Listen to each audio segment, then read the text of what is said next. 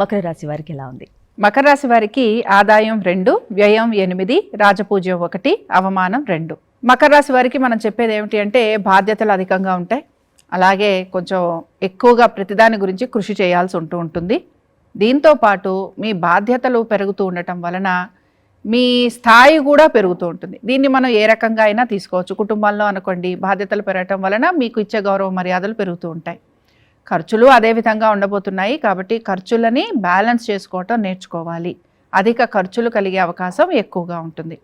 ఇంకా దీంతో పాటు ఏంటంటే అవకాశాల కోసం ఎక్కువగా ప్రయత్నం చేయటం అనేది కనపడుతుంది. కాబట్టి అవకాశాలు ఎటువంటివి వచ్చినా వాటి గురించి ఉద్యోగం అనుకుందాం, వ్యాపారం అనుకుందాం, ఎట్లాంటి పని చేద్దాం అనుకున్నా కూడా ఇందులో అవకాశాలు చాలా తక్కువగా వస్తున్నాయి. ఎందుకంటే ఎక్కువగా కృషి చేయాల్సి ఉంటుంది. నేను చెప్పే విషయం ఏంటంటే నవంబర్ నుంచి జనవరి 2027 వరకు మాత్రం మకర రాశి వారు అన్ని విషయాలలోనూ కూడా జాగ్రత్తగా ఉండాలి. ఆస్తికి సంబంధించి అనుకుందాం, లేకపోతే ఆరోగ్యము, సంతానము, వృత్తి, ఉద్యోగము, వ్యాపారము, ప్రతి విషయాల్లోనూ కూడా మకర రాశి వారు నవంబర్ 2026 నుంచి అంటే అక్టోబర్ 31 నుంచి మొదలవుతోంది. కాబట్టి అక్టోబర్ 31, 2026 నుంచి జనవరి 25, 2027 వరకు మాత్రం మకర రాశి వారు ప్రతి విషయంలోనూ జాగ్రత్త వహించడం అనేది అవసరం. వివాహం గురించి ప్రయత్నం చేస్తున్న వారికి ప్రయత్నం అనేది ఎక్కువగా ఉంటుంది. కుటుంబ గౌరవం గురించి ఎక్కువగా ఆలోచన అనేది చేస్తూ ఉంటారు. కాబట్టి కుటుంబ గౌరవం పెంచాలి అనే ప్రయత్నం ఎక్కువగా ఉంటుంది.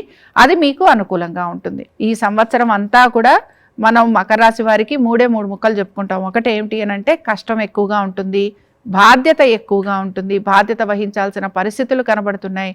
వీటన్నిటితో పాటు వీరు సహనం కలిగి ఉండాలి. ఈ 3 కనుక కలిగి ఉంటే తప్పనిసరిగా మకర రాశి వారు వృద్ధిలోకి వచ్చేందుకు అవకాశం ఉంటుంది. అయితే మకర రాశి వారు మాత్రం కాలభైరవుడి ఆరాధన చేస్తూ ఉండండి. కాలభైరవ దీపం అంటే ఉప్పు దీపం పెడుతూ ఉంటాం కదా, ఉప్పు దీపం పెడుతూ ఉండండి. అలాగే శనివారాలు ఉపవాసం ఉండేందుకు ప్రయత్నించండి. ముఖ్యంగా వృద్ధులకి సహాయం చేయండి.